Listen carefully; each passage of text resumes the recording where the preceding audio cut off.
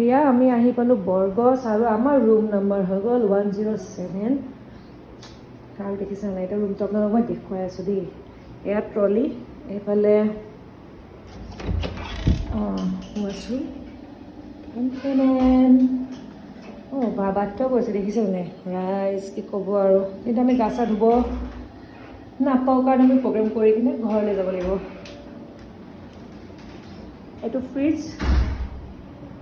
আৰু ইয়াতে পানী চাহ তাহ যোনে যি খায় আৰু এয়া চোফা টিভি আমি লাগেজ ৰাখিখিনি অকণমান বেয়া অৱস্থা কৰিলোঁ এখন বেড যদি আমি ৰাতি ধৰক ভাবোঁ যে নাই নাযাওঁ ৰাতি থাকি দিওঁ তো থাকিবও পাৰোঁ মানে আৰু এখন ছিংগল পেটি আছে সেইখন মিৰৰ এতিয়া আপোনালোকক দেখুৱাম মই ইয়াৰে বেলকনিটো ইমান ধুনীয়া